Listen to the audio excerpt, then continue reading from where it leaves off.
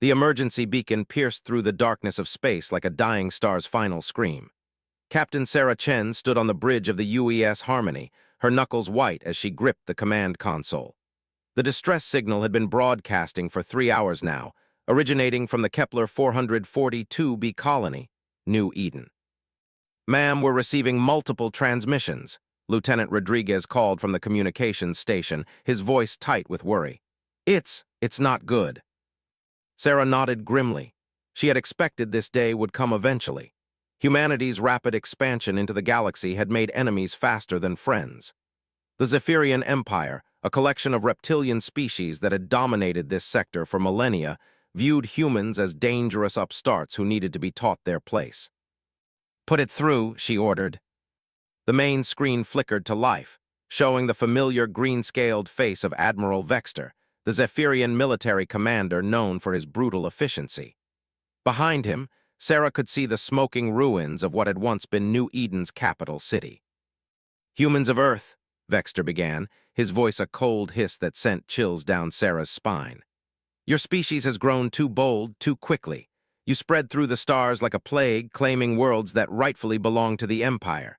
Today, we send a message that will remind you of your proper place in the cosmic order." The camera angle shifted, and Sarah's blood turned to ice. There, in the center of what appeared to be New Eden's main plaza, stood a small figure, a human child no more than 8 years old with blonde hair and a torn red dress. The girl's hands were bound behind her back, and tears streamed down her dirt-stained face. "This is Emma Harrison," Vexter continued, his scaled lips pulling back in what might have been a smile. "The daughter of your colony's governor. She will serve as an example of what happens when humans forget their place." Sarah felt her crew's collective intake of breath. Around the bridge, she could see hardened military officers, men and women who had witnessed the horrors of war, struggling to maintain their composure. Communications Officer Rodriguez had turned pale, his hand hovering over his console as if he wanted to somehow reach through the screen and pull the child to safety. "Sir," whispered Ensign Park from the tactical station, "surely they won't, not a child." But Sarah knew better. She had studied the Zephyrians for years. They were a species that believed in absolute dominance, in making examples so terrible that resistance would be unthinkable. They had done this before on other worlds with other species, but never with humans, never with one of their children. On the screen, Vexter raised a ceremonial blade, its edge gleaming in the alien sunlight. The weapon was curved and serrated, designed not for quick death, but for maximum suffering. Around the plaza, hundreds of Zephyrian soldiers stood at attention while their leaders prepared to broadcast this atrocity across the galaxy. "Let this be recorded," Vexter announced, his voice carrying across subspace frequencies that would reach every inhabited system within light years. "Let every species in the galaxy witness what befalls those who challenge the Empire's authority." The little girl, Emma, looked directly into the camera. Despite her terror, despite the impossible situation she faced, there was something in her eyes that struck Sarah like a physical blow. It wasn't just fear, it was defiance. Even at 8 years old, even facing death at the hands of monsters, this human child refused to break. "I'm not scared of you," Emma said, her voice small but clear. "My daddy said humans never give up. My mommy said we always fight for what's right. You're bad people and someone's gonna stop you." The words hit the Zephyrian admiral like a slap. His eyes narrowed and his scaled face twisted with rage. "Silence, human spawn. You will die knowing your species' weakness." But Emma kept talking, kept looking into the camera with those brave, defiant eyes. "My name is Emma Harrison. I'm 8 years old and I live on New Eden. These lizard people hurt my family, but I know someone's coming to help us. Humans always help humans." Sarah felt something break inside her chest. Around the bridge, she could hear similar sounds from her crew, the sharp intakes of breath, the muttered curses, the quiet sobs. This wasn't just about military strategy anymore. This wasn't about territorial disputes or resource rights. This was about a child who believed, even in her final moments, that someone would come for her. Vexter raised the blade higher. The entire galaxy watched. Broadcasting stations across dozens of worlds carried the signal. In homes and cities, on ships and stations, billions of beings witnessed what came next. The blade fell. Emma Harrison died with her chin raised and her eyes open, staring into the camera with a courage that would haunt the galaxy forever. Her last words, broadcast across the stars, were simple and devastating. "Tell my daddy I was brave." The transmission ended. The bridge of the UES Harmony fell into absolute silence. Sarah Chen had been a soldier for 23 years.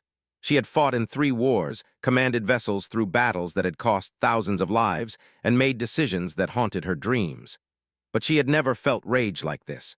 It was cold and pure and absolute, the kind of anger that burned away everything else until only purpose remained. "Rodriguez," she said quietly, "send a priority message to Earth Command, full encryption, tell them what we just witnessed." "Yes, ma'am," the lieutenant replied, his voice hoarse. "Park," she continued, "plot a course for Earth, maximum burn, we're going home." "Ma'am," Ensign Park hesitated, "our orders are to continue patrol of the outer colonies." Sarah turned to face her crew. Every eye on the bridge was fixed on her, waiting. These weren't just soldiers anymore. They were witnesses to an atrocity that demanded response. They were humans who had just watched a child of their species die while believing someone would save her. "Our orders have changed," Sarah said, her voice carrying the weight of absolute certainty. "We're going to Earth. We're going to tell them what happened here. And then—" She paused, looking each of her crew members in the eye. "And then we're going to remind the galaxy why you don't hurt human children." The journey to Earth took 6 days at maximum burn. 6 days during which the crew of the Harmony said very little, working with grim efficiency while the weight of what they had witnessed settled into their bones. 6 days during which the footage of Emma Harrison's execution spread across the galaxy like wildfire. By the time they reached Earth, everything had changed. Sarah had expected anger. She had expected outrage, demands for military response, perhaps even declarations of war. What she found waiting for her at Terra Station was something else entirely. Something that made her understand, for the first time, why other species feared humanity's potential. Admiral Marcus Webb, the head of Earth Defense Command, met her personally at the airlock. His face was a mask of controlled fury that seemed to radiate from him like heat from a star. Behind him stood representatives from every major human colony, military commanders from across the fleet, and faces she didn't recognize, but whose bearing suggested they wielded serious power. "Captain Chen," Admiral Webb said as she stepped off her ship, "thank you for bringing us this intelligence. Your crew will be debriefed immediately, but first, I need you to understand what's happening here." He led her through corridors that buzzed with activity unlike anything Sarah had ever seen. Terra Station was normally a quiet place where bureaucrats processed shipping manifests and filed reports. Now it hummed with the energy of a military command center preparing for war. "Admiral," Sarah began, "I know what we witnessed was terrible, but surely diplomatic channels." "Diplomatic channels?" Webb stopped walking and turned to face her. "Captain, do you have any idea what's happened since your transmission reached Earth?" Sarah shook her head. "The footage of Emma Harrison's execution has been broadcast on every major network across human space. 147 colony worlds have declared their willingness to commit every available resource to military action. 17 industrial corporations have offered to convert their entire production capacity to weapons manufacturing. The Martian Defense Force has volunteered en masse for combat duty." They entered a massive chamber Sarah had never seen before. The walls were lined with screens showing star charts, fleet positions, and industrial capacity reports. In the center of the room stood a holographic display of the local Galactic arm, with thousands of points of light representing human colonies, stations, and vessels. "But that's not all," Webb continued. 3 hours ago, we received a transmission from the Tau Ceti Mining Consortium. They're offering to donate their entire antimatter production for the next 5 years. The Civilian Transport Guild has volunteered to convert their ships to troop carriers, and perhaps most significantly.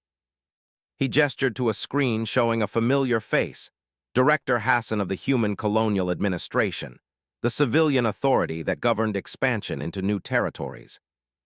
The Colonial Administration has just voted to formally dissolve the military engagement protocols. Every restriction on weapons development, every limit on fleet size, every rule of engagement designed to keep us from appearing too aggressive to alien species, all of it is suspended indefinitely. Sarah felt the blood drain from her face.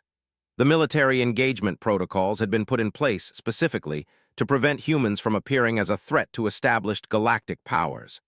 They limited everything from the size of individual warships to the types of weapons that could be deployed in contested space.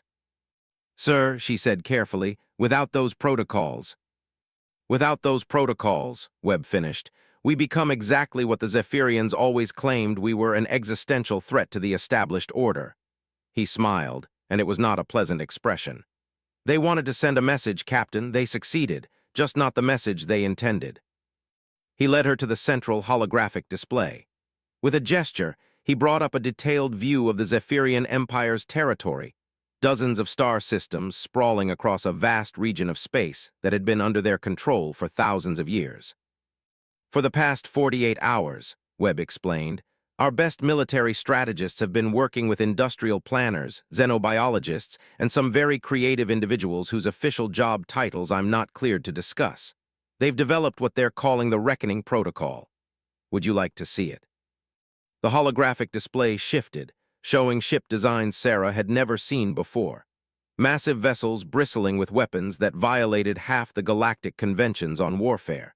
Projectile systems capable of accelerating tungsten rods to significant fractions of light speed. Guided antimatter charges designed to sterilize entire continents. "These designs have been sitting in classified databases for decades," Webb continued. "Theoretical weapons that our scientists and engineers developed and then filed away because they were too terrible to actually build, too dangerous to the galactic peace, too likely to make other species see us as monsters." The display showed deployment timelines, production schedules, and target priorities. Sarah realized she was looking at plans for the complete military annihilation of the Zephyrian Empire. "Sir," she said quietly, "this isn't just military action, this is genocide." Webb nodded slowly. "Yes, it is. And do you know what the most disturbing part is, Captain? When the colonial administration voted on this plan, it passed by a margin of 97%. When we asked for volunteers to crew these new vessels, we had to turn people away. When the industrial cartels heard what we were planning, they offered to work for free." He turned to face her directly. Emma Harrison was 8 years old. She died believing that someone would come to save her, that humans always help humans. And now, 3 days after her death, 147 worlds are preparing to build the most devastating war machine in galactic history, all to make sure no human child ever dies like that again. Sarah stared at the holographic displays, at the terrible beauty of weapons designed by the most brilliant minds in human space. Ships that could shatter planets, bombs that could sterilize solar systems, an arsenal of destruction that would make the Zephyrian Empire's worst nightmares seem like pleasant dreams. "When do we begin?" she asked.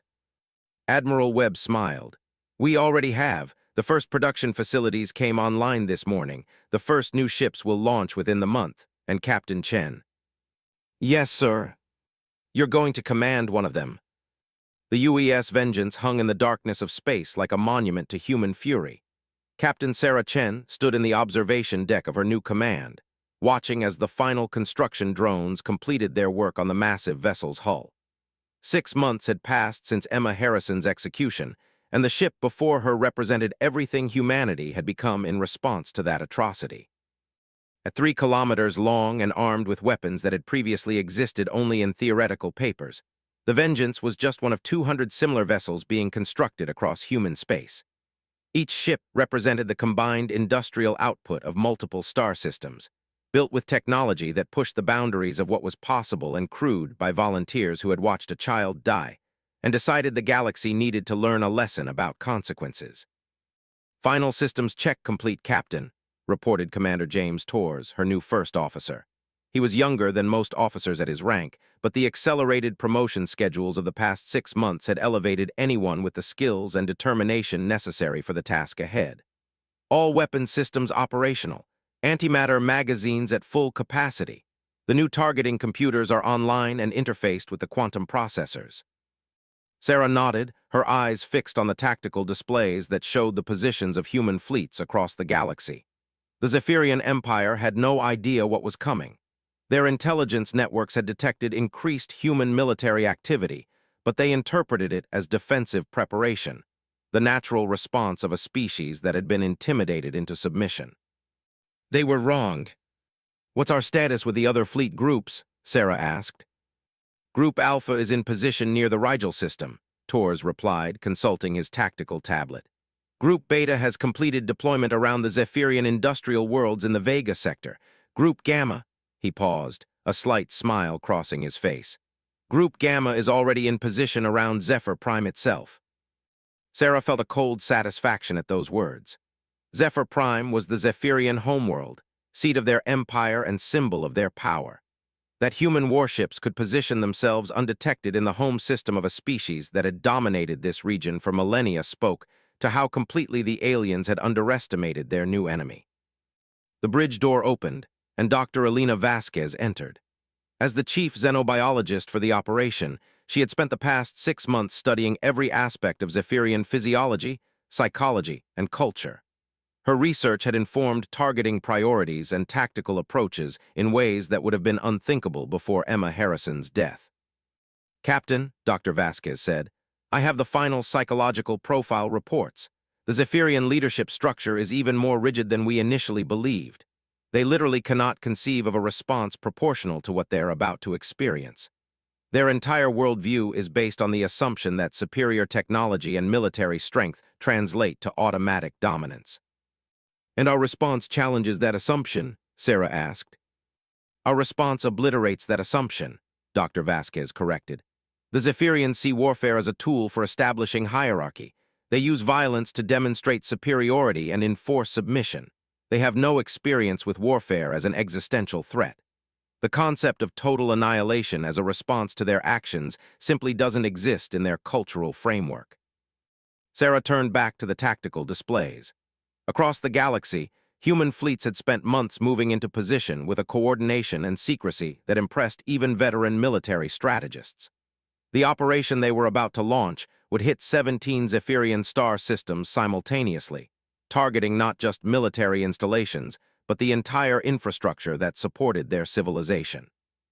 It was, by any reasonable definition, a war crime of unprecedented magnitude. It was also exactly what humanity had voted to do. "Ma'am," Communications Officer Park called from her station. "Incoming priority transmission from Admiral Webb. Operation Reckoning is authorized to begin on your signal." Sarah felt the weight of history settling on her shoulders. In the 6 months since Emma's execution, she had watched her own species transform from a collection of loosely affiliated colonies into something harder and more focused. The gentle expansion policies that had characterized human space exploration had been replaced by something far more dangerous. They had stopped trying to be the good guys. Now they were just trying to be effective. "All ships," Sarah announced into the fleet communications system. "This is Captain Chen of the UES Vengeance. Today we honor the memory of Emma Harrison and every human child who will sleep safely because of what we do here. Today we teach the galaxy that there are consequences for hurting our young." Across the tactical display, green acknowledgement signals appeared as ship after ship confirmed their readiness. 200 vessels carrying enough firepower to shatter worlds, all waiting for her command. "Today we remind the universe why you don't hurt human children," Sarah continued. "All ships, weapons free, Operation Reckoning is now active." The Zephyrian Military Command Center on Talos VII was a monument to alien efficiency. Built into the heart of a massive asteroid, it coordinated defensive operations across dozens of star systems with technology that had remained essentially unchanged for centuries.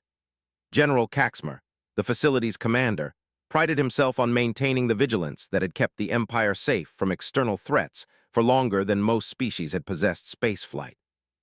Which made the alarms currently shrieking through the command center all the more disturbing. "Report," Caxmer hissed, his scaled hide flushing with the colors that indicated extreme agitation. "Sir," replied his aide, a younger Zephyrian whose scales had not yet darkened to full military colors. "We're detecting massive energy signatures throughout the outer systems. Unknown vessels, sir. The signatures don't match anything in our databases." Caxmer moved to the central display, his clawed feet clicking against the metal deck plating. The holographic tactical map showed the Zephyrian Empire in its traditional green, with known threats marked in various colors according to their level of danger. But now, scattered across that familiar display, were dozens of red markers indicating unknown contacts. "Impossible," Caxmer muttered. No species in this sector possesses the technological capability to field a fleet of this magnitude. Have you confirmed the sensor readings? Yes, sir, multiple independent confirmations, sir. The aide's voice cracked slightly. They're appearing in 17 different star systems simultaneously, the coordination required for such an operation. The implications hit Caxmer like a physical blow. No known species possess the organizational capacity to coordinate simultaneous operations across such distances.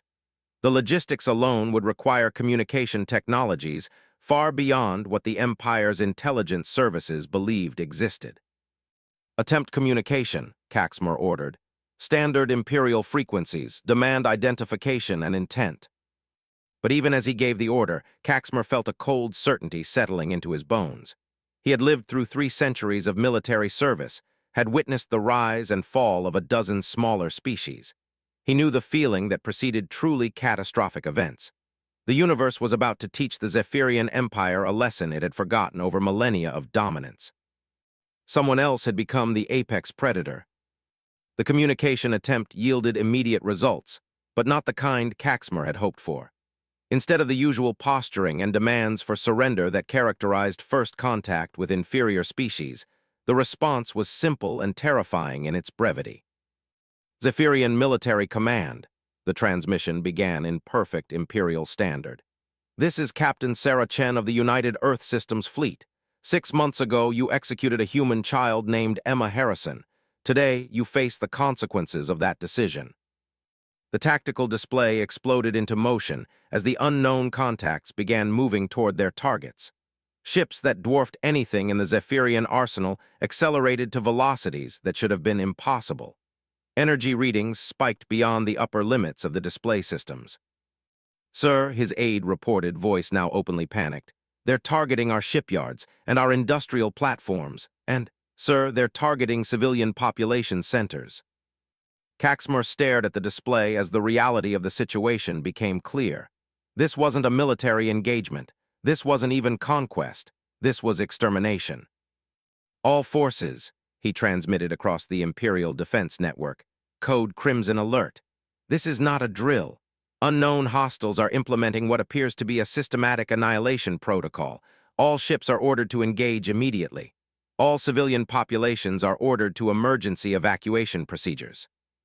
But even as he gave the orders, Caxmer knew they were meaningless. The Zephyrian military had been designed to dominate inferior opponents, not to face an enemy with superior technology and the apparent intent to commit genocide. Their ships were fast and well-armed by the standards of the local Galactic region, but the vessels now approaching their worlds moved with the precision of surgical instruments wielded by an expert surgeon. The first human weapons found their targets 18 minutes later. Caxmer watched in horrified fascination as the display updated with damage reports from across the Empire. The humans were using kinetic projectiles accelerated to relativistic velocities, tungsten rods that struck with the force of small nuclear weapons, but without the electromagnetic signature that would have given defenders warning. Shipyards that had operated for centuries simply vanished, replaced by expanding clouds of superheated metal and ceramic. But the kinetic strikes were just the beginning. As Zephyrian defense forces scrambled to respond, the human ships revealed weapons that defied conventional understanding of warfare. Energy beams that could slice through capital ships like cutting tools through paper. Missile systems that deployed antimatter warheads with yields measured in gigatons. Most terrifying of all were the weapons that seemed designed specifically to target Zephyrian physiology. Bioagents that transformed the Empire's advanced atmospheric recycling systems into delivery mechanisms for toxins keyed to reptilian biochemistry.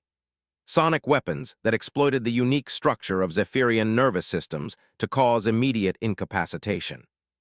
Sir, his aide reported, his voice now barely above a whisper, we're receiving reports from Zephyr Prime itself. Human ships have appeared in the home system. They're bombarding the surface. Caxmer closed his eyes. Zephyr Prime was more than just the Empire's homeworld. It was the spiritual center of their civilization, home to artifacts and monuments that had stood for millions of years. The idea that alien weapons were destroying such treasures was almost incomprehensible. What are they demanding? He asked.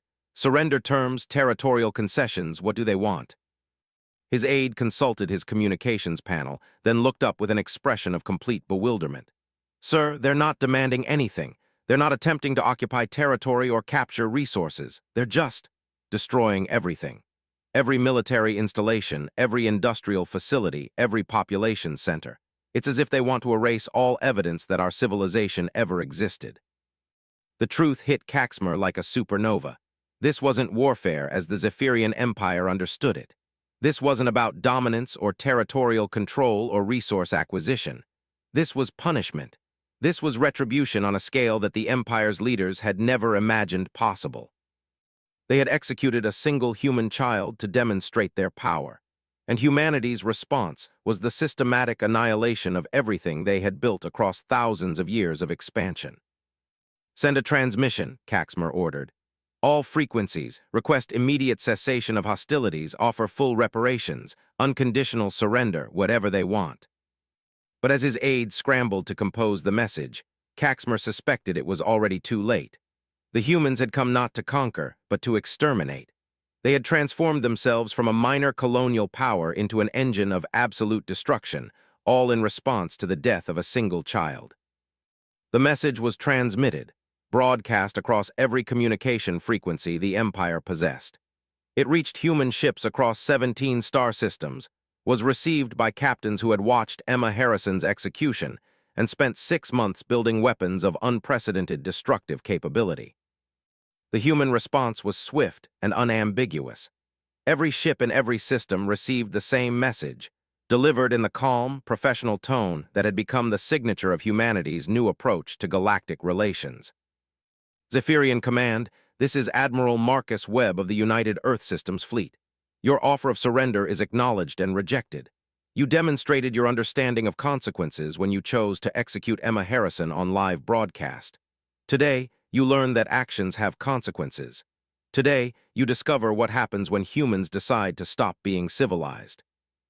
The transmission ended, and the bombardment continued. On Zephyr Prime, ancient cities that had stood since before humans developed agriculture burned under the fury of antimatter warheads. In the industrial systems, manufacturing facilities that had produced weapons for 1,000 conquests were systematically reduced to their component atoms. In the outer territories, entire populations huddled in underground shelters, while human ships methodically worked their way through target lists, compiled by xenobiologists who understood exactly how to cause maximum psychological trauma to a reptilian species. The Zephyrian Empire was learning a lesson that would echo through galactic history for millennia to come. They were discovering that some species, when sufficiently provoked, abandon all pretense of civilization and become something far more dangerous than mere conquerors. They become exterminators. And Emma Harrison's murder had turned humanity into the most efficient exterminators the galaxy had ever seen. The Galactic Council chambers had not seen such emergency activity in over 400 years. Representatives from 63 different species filled the massive amphitheater, their various forms of communication creating a cacophony that the universal translation systems struggled to process. Above them all, the great displays showed real-time updates from the Zephyrian Empire, or what remained of it. Chancellor Vorthak of the Centaurian Federation called for order with the resonant harmonics that served as his species' equivalent of shouting. As the current rotating head of the council, the tall, crystalline being had the responsibility of managing what was rapidly becoming the worst crisis in recorded galactic history. "Honored representatives," Vorthak began, his crystalline body shifting through colors that indicated extreme concern. "We have gathered in emergency session to address the human military response to recent events in Zephyrian space. The situation has developed beyond all previous parameters for interspecies conflict." A low rumble of agreement rippled through the chamber. Every being present had access to the same intelligence reports, the same sensor data, the same horrifying statistics. In 72 hours, humanity had effectively erased the Zephyrian Empire from galactic maps. Not conquered, erased. The distinction was crucial and terrifying. Ambassador Krina of the Vegan Collective rose from her delegation's seating area. Her species had maintained neutrality in most galactic conflicts for over a millennium, but the expression on her mantis-like face showed deep concern. "Chancellor, we have reviewed the tactical data. The humans are not engaging in conquest.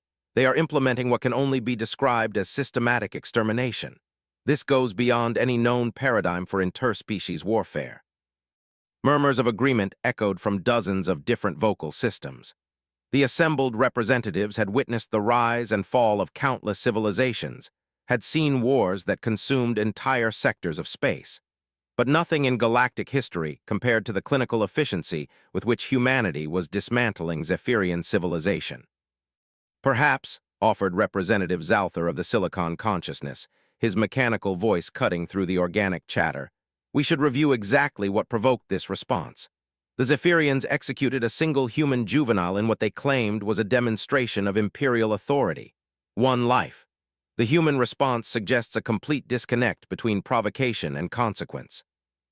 Chancellor Vorthak activated the central display, showing the original broadcast of Emma Harrison's execution alongside current tactical data from human fleet operations.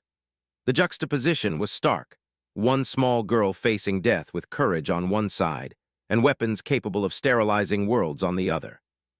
The question before this council, Vorthak announced, is whether we intervene to halt what appears to be an ongoing genocide, or whether we allow humanity to complete what they have clearly defined as a punitive operation.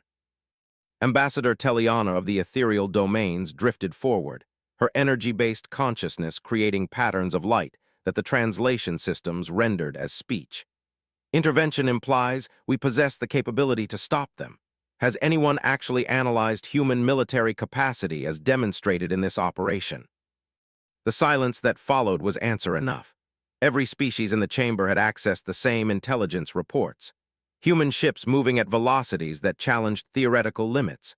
Weapons with yields that exceeded anything in known arsenals. Coordination across multiple star systems that suggested communication technologies far beyond current galactic standards. Most disturbing of all was the humans' apparent complete disregard for galactic law, diplomatic protocol, and the basic civilizational constraints that had governed interspecies relations for millennia. They had simply decided that the Zephyrian Empire needed to cease existing, and had deployed the technological means to make that decision reality. There is another consideration, added Councillor Vexmoran of the Trade Federation, his amphibian features showing the stress patterns that indicated serious concern. Our economic analysts have completed preliminary assessments of human industrial capacity. The weapons they are currently deploying represent less than 15% of their total manufacturing potential, if they chose to convert their civilian economy to military production. He didn't need to finish the statement. Every representative understood the implication. Humanity had revealed itself as possessing the industrial base to simultaneously wage war against multiple galactic powers while maintaining the logistics necessary to supply operations across hundreds of star systems. The chamber fell silent as the weight of this revelation settled over the assembled delegates. For centuries, the galactic community had operated under the assumption that no single species possessed the capacity to threaten the established order. The balance of power had been maintained through mutual dependence, shared technology, and the simple reality that interstellar warfare was too expensive and complex for any one civilization to dominate others completely. Humanity had just demonstrated that all of those assumptions were wrong. Perhaps, suggested Ambassador Nethril of the aquatic spheres, her water-filled environmental suit bubbling as she spoke, we should consider the possibility that the humans are open to negotiation. Most species respond to diplomatic intervention when the consequences of their actions are explained. Chancellor Vorthak activated a new display, showing transcripts of every communication attempt made with human forces over the past 3 days. Offers of mediation from neutral parties, pleas for restraint from allied species, even formal diplomatic protests from the Council itself. The human response had been identical in every case. Acknowledgement of receipt, followed by continued operations with no change in targeting or tactics. They are not interested in negotiation, Vorthak stated flatly. They have defined their objective as the complete elimination of Zephyrian civilization, and they are pursuing that objective with absolute focus. All attempts at diplomatic intervention have been ignored. Representative Kordath of the warrior clans stood, his massive frame and ceremonial armor commanding immediate attention. His species had earned their position on the Council through military prowess and had served as peacekeepers for the galactic community for over 2 centuries.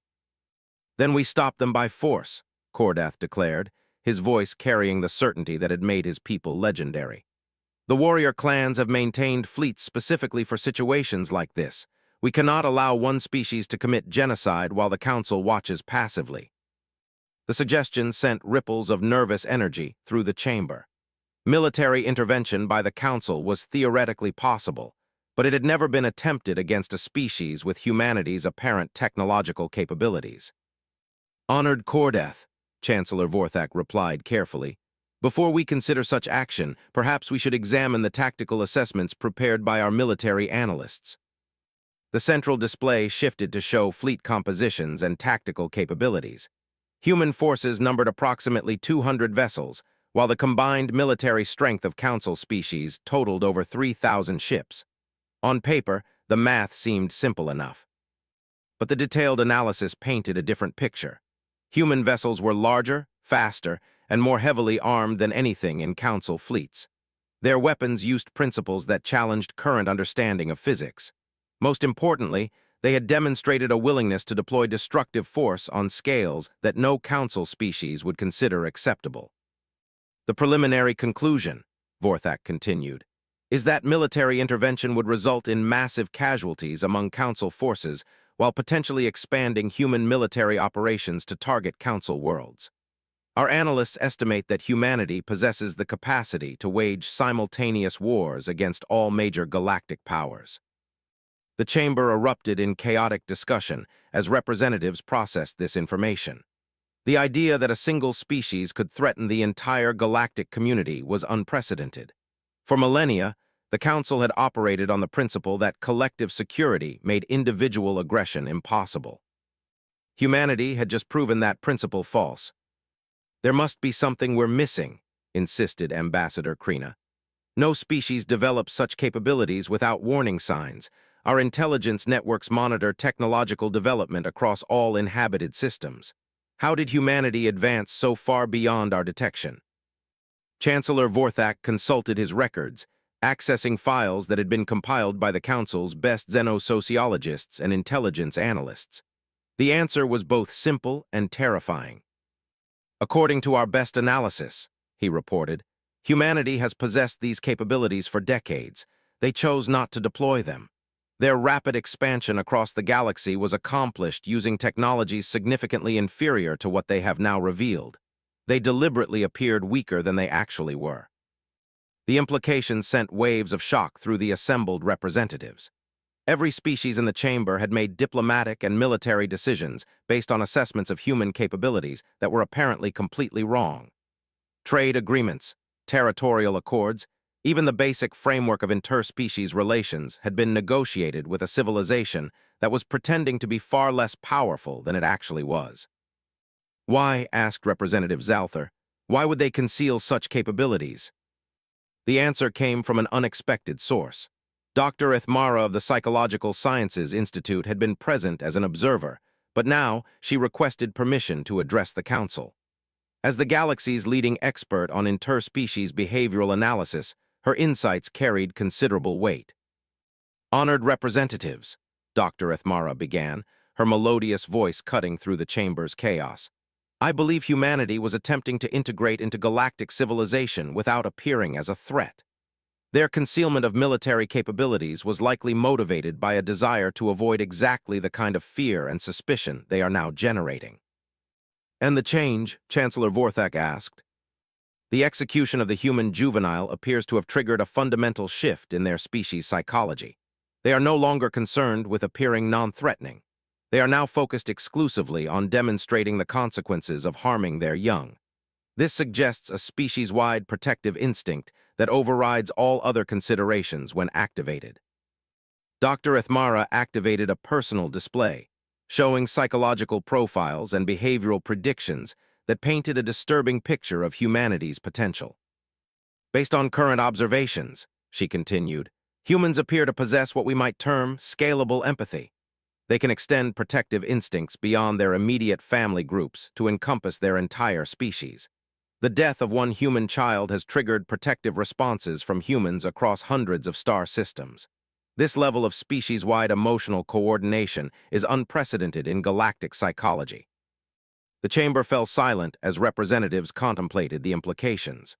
Most species maintained loyalty to family, clan, or perhaps planet-wide governments. The idea that beings could extend protective instincts to encompass their entire species across interstellar distances suggested a form of social evolution that the galactic community had never encountered. "What are you suggesting, Dr. Ithmara?" asked Ambassador Teliana. "I am suggesting that humanity represents a new category of species entirely.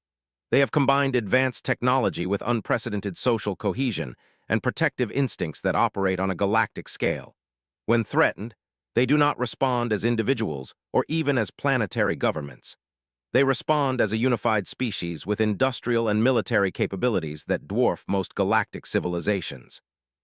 Chancellor Vorthak processed this information with growing concern. If Dr. Ithmara was correct, then humanity wasn't just another species with superior technology. They were something fundamentally different, a form of collective consciousness disguised as individual beings, capable of coordinating responses across impossible distances and willing to deploy devastating force to protect even a single member of their species. "And their current operations against the Zephyrians," he asked, "are likely just the beginning," Dr. Ithmara replied grimly. "If my analysis is correct, humanity is not just punishing the Zephyrians for killing Emma Harrison. They are sending a message to the entire galaxy. They are establishing new rules for interspecies interaction that place human welfare above all other considerations." The central display updated with new tactical data from the combat zones. Human forces had completed their systematic destruction of Zephyrian military and industrial capacity, and were now beginning what could only be described as ecological warfare, the deployment of weapons designed to make entire worlds uninhabitable for reptilian life forms. "Honored representatives," Chancellor Vorthak announced, "I believe we must face the reality of our situation. Humanity has revealed itself as possessing capabilities that exceed those of all council species combined.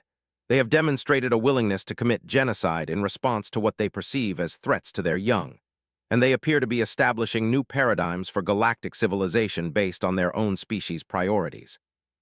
He paused, allowing his words to sink in before continuing. "The question is no longer whether we can stop them. The question is whether we can convince them that the rest of us are worthy of survival in the galaxy they are creating." The silence that followed was profound and terrifying. For the first time in recorded history, the Galactic Council was forced to contemplate the possibility that they were no longer the dominant force in galactic civilization. They were about to discover what it meant to live in a galaxy where humans made the rules.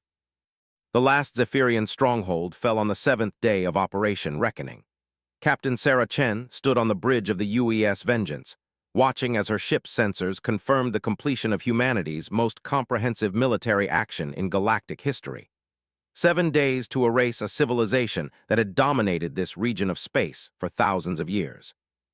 "Final confirmation from all fleet groups," Commander Torres reported, his voice carrying none of the satisfaction Sarah might have expected. "All military installations neutralized. All industrial capacity eliminated. Civilian evacuation to the designated reservation worlds is complete." Sarah nodded, studying the tactical displays that showed the former Zephyrian Empire. Where once dozens of thriving worlds had supported a population of billions, now only 3 marginal planets remained habitable for the reptilian species. The humans had been thorough but not completely merciless. They had provided transportation and basic supplies for Zephyrian civilians, relocating them to worlds that could support minimal populations under careful monitoring. It was, by any reasonable standard, the most efficient act of species-wide punishment in recorded history. It was also exactly what humanity had promised to deliver. "Ma'am," Communications Officer Park called from her station, "priority transmission from Admiral Webb. Earth Command wants immediate debriefing on operational effectiveness and diplomatic developments." Sarah almost smiled at the euphemism. Diplomatic developments was a polite way of describing the panic that had swept through galactic civilization as other species realized what humanity was capable of when sufficiently motivated. "Put it through," she ordered. Admiral Webb's face appeared on the main screen, but he was not alone. Behind him, Sarah could see figures she recognized as representatives from Earth's civilian government, people whose presence suggested that Operation Reckoning had implications far beyond military success. "Captain Chen," Webb began, "congratulations on a successful operation. Your fleet's performance exceeded all projections. However, we now face what you might call the consequences of success." Sarah understood immediately. Military victory was only the first phase of any conflict. Now humanity had to deal with the galaxy they had created through their demonstration of overwhelming force. "Sir, what's our status with the other galactic powers?" "That's complicated," Webb replied. "We've received formal communications from 63 different species and political entities. The Galactic Council has requested immediate negotiations. 3 separate commercial federations have offered exclusive trade agreements. The warrior clans have sent what appears to be a formal submission of respect. And—" He paused, consulting notes that suggested the list was considerably longer. "And 17 different species have requested immediate mutual defense treaties, apparently on the assumption that we're planning to expand our operations beyond Zephyrian space." Sarah felt a cold realization settling over her. Humanity's response to Emma Harrison's murder had been intended as punishment for a specific crime. But the galactic community was interpreting it as something else entirely, a demonstration of human dominance and a preview of humanity's future intentions. "Sir, are we planning additional operations?" "That," Webb said grimly, "is exactly what every other species in the galaxy wants to know. And the answer is going to determine whether we enter a new era of galactic peace or find ourselves fighting wars against everyone simultaneously." The transmission ended, leaving Sarah alone with her thoughts and the weight of unintended consequences. Operation Reckoning had succeeded beyond all expectations, but success had created new problems that purely military solutions could not address.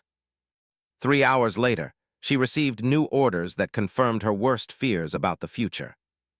The UES Harmony, Sarah's original ship, now commanded by Captain Williams, had been dispatched to the Altair system to investigate reports of civilian shipping interference. The UES Justice was being deployed to the Vega colonies to ensure continued security of human trade routes. A dozen other vessels from the Reckoning fleets were receiving similar assignments, all disguised as routine patrol duties. But Sarah understood what was really happening. Humanity was consolidating the power it had revealed during the Zephyrian operation. Other species were testing human resolve, probing to see whether the devastating capabilities demonstrated against the Zephyrians would be deployed in response to smaller provocations. The answer apparently was yes. Within the Galactic Council chambers, emergency sessions had become the norm rather than the exception. Chancellor Vorthak found himself managing a crisis that seemed to grow worse with each passing day as reports arrived from across civilized space. "The humans have established what they term security zones around all their colonies and shipping routes," reported Ambassador Krina, her mantis-like features showing the stress patterns that had become common among council representatives. "Any vessel that approaches within 10 light-years of human space is required to submit to inspection and obtain transit permits." "Inspection by whom?" asked Representative Zalther. "By human military vessels equipped with the same weapons they used against the Zephyrians," Krina replied. "They are enforcing these requirements with what they describe as appropriate force. 3 different commercial fleets have been detained for security screening. None have been released." Chancellor Vorthak reviewed the reports with growing alarm. Humanity's post-reckoning behavior suggested they had learned exactly the wrong lessons from their military success. Instead of returning to their previous policy of cautious expansion and diplomatic integration, they were acting like a species that viewed force as the primary tool for interspecies interaction. "Has anyone attempted to negotiate with them?" asked Councillor Vexmarin. "Multiple attempts," replied Ambassador Teliana. "The human response has been consistent. They acknowledge our communications, express appreciation for our concerns, and then continue their operations without any modification of behavior. It's as if they are operating according to principles that make our diplomatic approaches irrelevant." Dr. Ethmara had become a permanent fixture at council sessions, her expertise in interspecies psychology increasingly valuable as the crisis deepened. Now, she requested permission to share her latest analysis of human behavior patterns. "Honored representatives," she began, "I believe we are witnessing the emergence of what might be termed protective imperialism. Humanity appears to have concluded that the only way to ensure the safety of their species is to establish absolute dominance over their immediate galactic environment." "Meaning," Chancellor Vorthak asked, "meaning they are not seeking conquest for resources or territory. They are seeking control for security. Every action they have taken since the Zephyrian operation has been focused on eliminating potential threats to human welfare. They are essentially attempting to create a galaxy where no one can harm human children ever again." The implications were staggering. If Dr. Ethmara was correct, then humanity's ultimate goal was not expansion or resource acquisition, but the establishment of a galactic security state with themselves as the dominant power.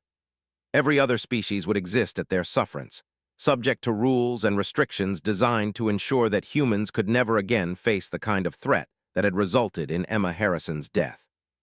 "And if we resist," asked Representative Cordath.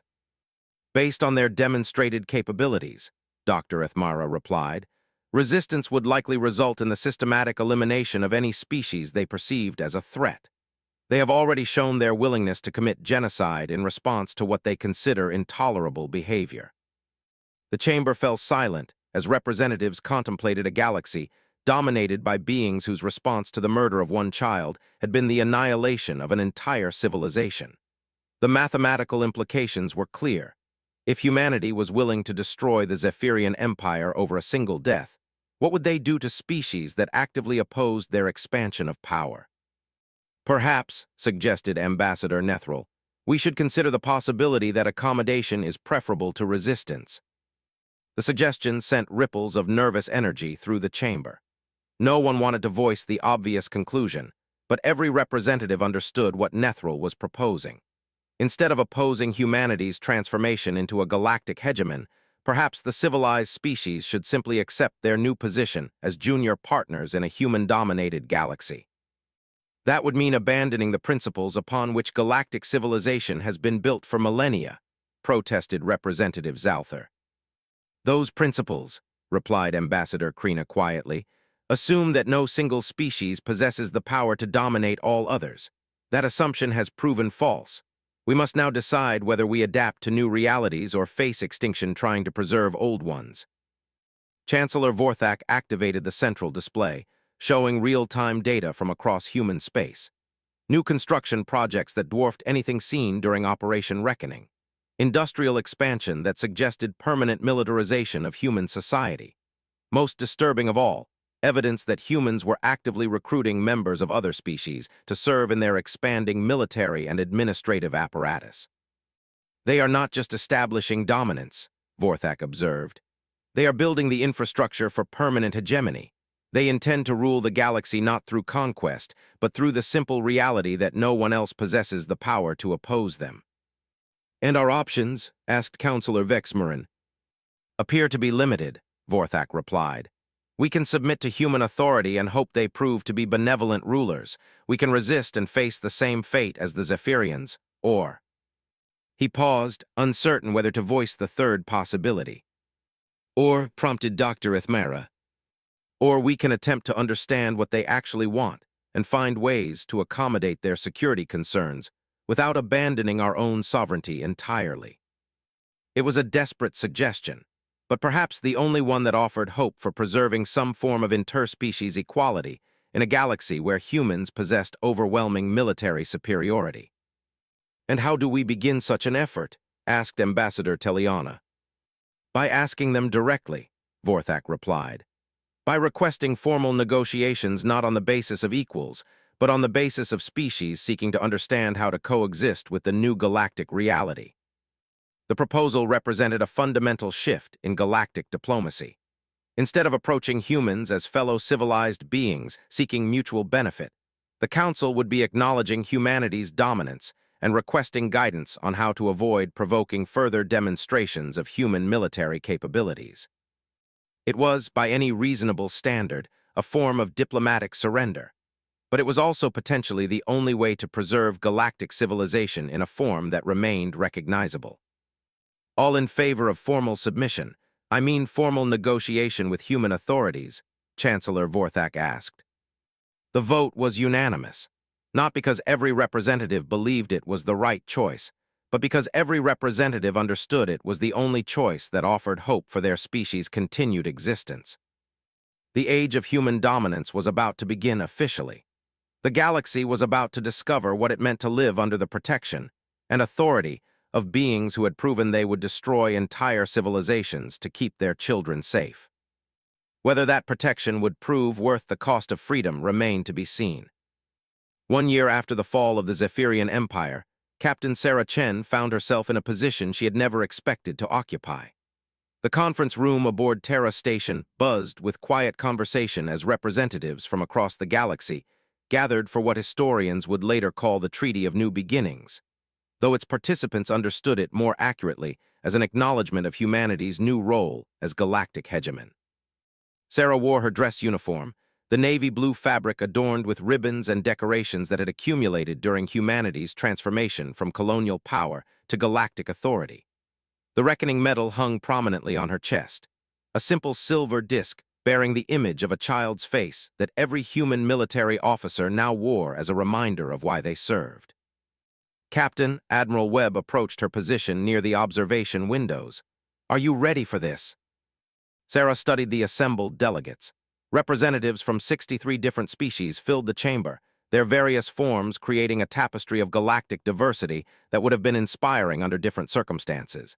But she could see the fear in their postures, hear it in the nervous undertones of their translated conversations. These beings were not here as equals seeking mutual cooperation. They were here as subjects requesting guidance from their new rulers. As ready as anyone can be for rewriting the fundamental principles of galactic civilization, Sarah replied. The transformation had been swift and comprehensive.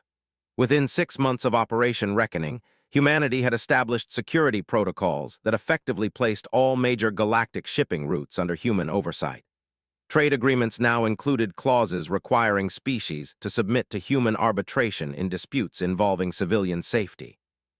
Most significantly, the Galactic Council had formally requested human participation in all decisions regarding interspecies military action. It had been, by any measure, a peaceful conquest. No additional wars had been necessary. The mere existence of human military capabilities had been sufficient to convince other species that cooperation was preferable to resistance.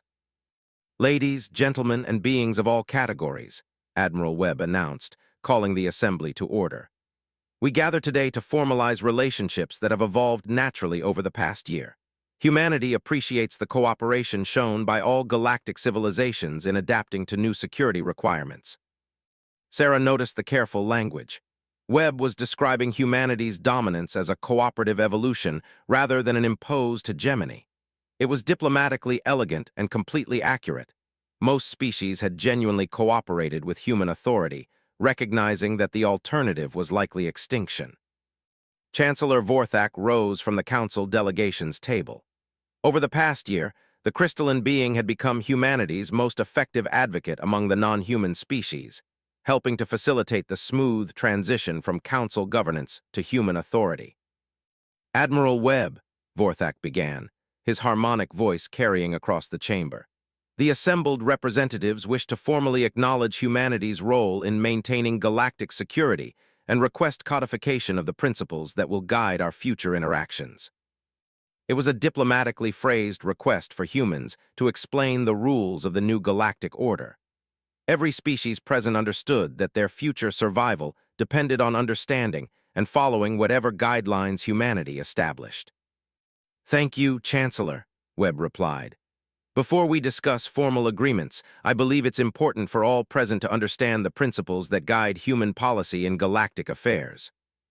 He activated the chamber's central display, showing an image that had become familiar to beings across the galaxy.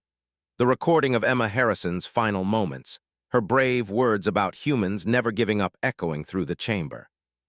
"This child died believing that someone would come to save her," Webb said quietly. "She died believing that humans always help humans. Her faith was misplaced in that specific instance, but her death taught us something crucial about ourselves and our responsibilities."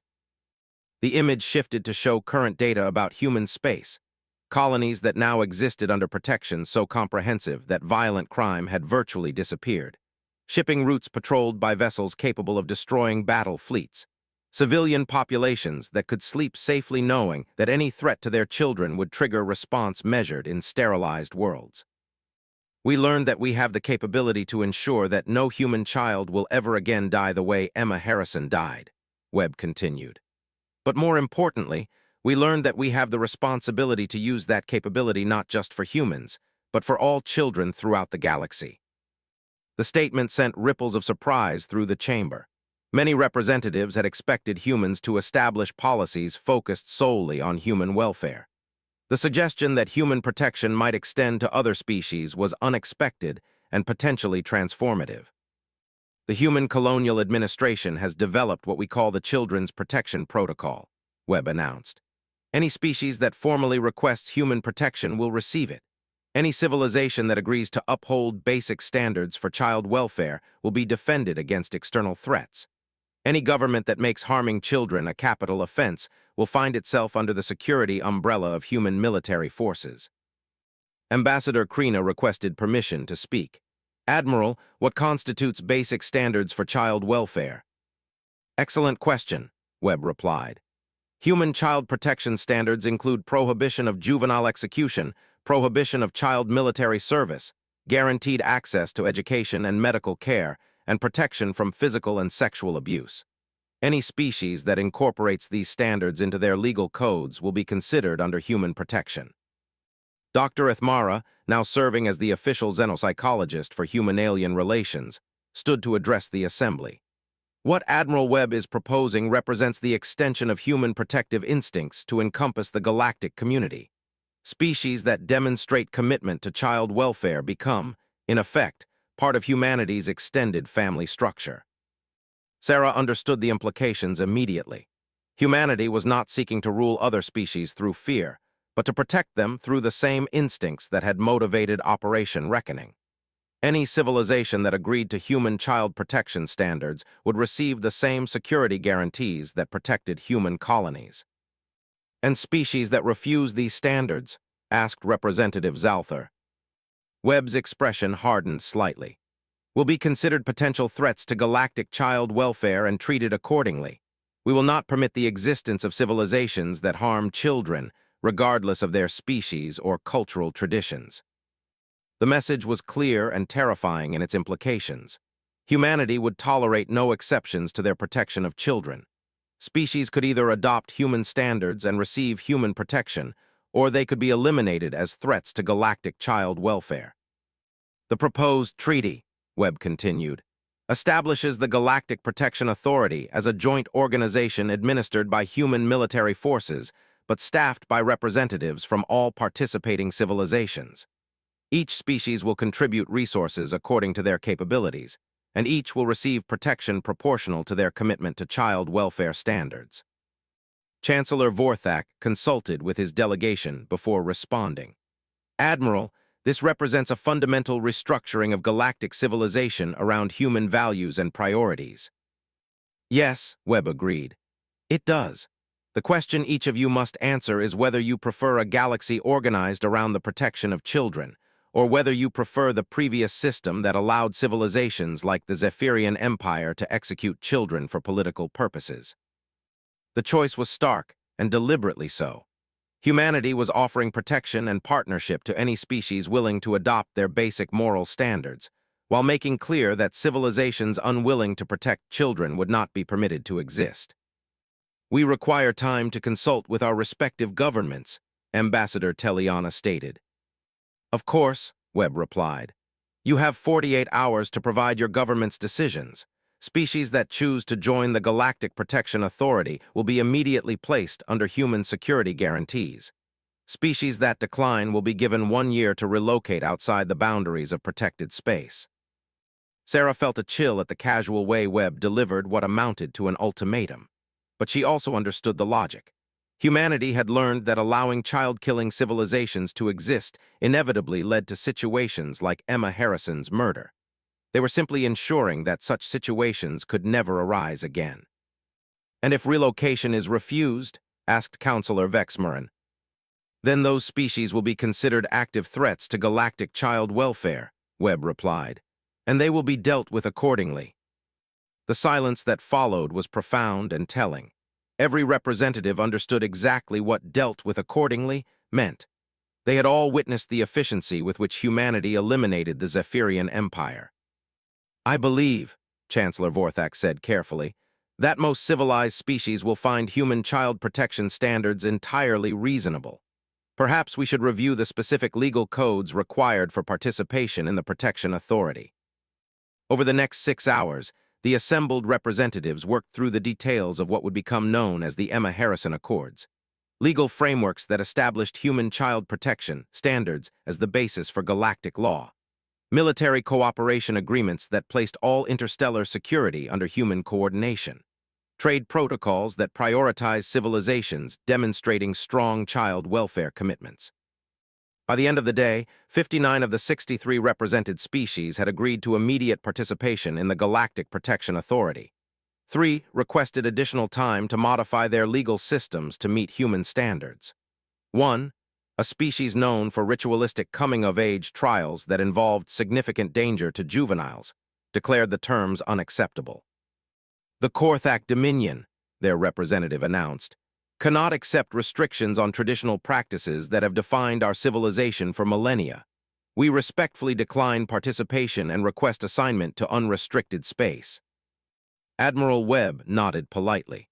The Korthak Dominion is granted 1 year to relocate to the Outer Rim territories beyond the galactic security perimeter. Transport assistance will be provided. It was, Sarah realized, as close to mercy as humanity was prepared to offer. Species that refused to protect children could still exist, but only in regions of space where human authority did not reach. The galaxy was being divided into civilized space, where children were safe, and unregulated space, where traditional practices could continue without human interference. Admiral, Chancellor Vorthak addressed Webb as the formal sessions concluded. I must ask, what happens if human child protection standards prove insufficient to prevent another tragedy like Emma Harrison's death? Webb's smile was cold and absolute. Then we revise the standards upward until they are sufficient. The galaxy will become as safe for children as we have the power to make it. And our power, as recent events have demonstrated, is considerable. As representatives dispersed to contact their governments with news of the new galactic order, Sarah remained in the observation lounge, watching ships from dozens of different species prepare to carry word of humanity's terms to their homeworlds. Commander Torres joined her at the windows. Do you think this will work, ma'am? Can we actually create a galaxy where no child dies the way Emma Harrison did? Sarah considered the question while watching a Centaurian diplomatic vessel accelerate toward hyperspace. The ship's crystalline hull caught the light of Terra's star, creating rainbow patterns that would have been beautiful under different circumstances. I think we're going to try, she said finally. And I think any species or civilization that gets in our way is going to discover exactly how committed we are to that goal. Outside the windows, human warships maintained their protective formations around Terra Station. Vessels capable of destroying worlds stood ready to defend the peace that humanity had purchased with the systematic destruction of an empire that had dared to hurt one of their children. The galaxy was learning to live under new rules written in the blood of the Zephyrian Empire, and enforced by beings whose response to losing one child had been the creation of a civilization where such losses would be impossible. History would judge whether humanity's protection was worth the cost of freedom. But there was no question that Emma Harrison's death had changed the fundamental nature of galactic civilization forever. In the end, humans had kept their promise. They had ensured that no human child would ever again die the way Emma Harrison had died. They had also ensured that no child of any species would die that way, whether their parents wanted human protection or not.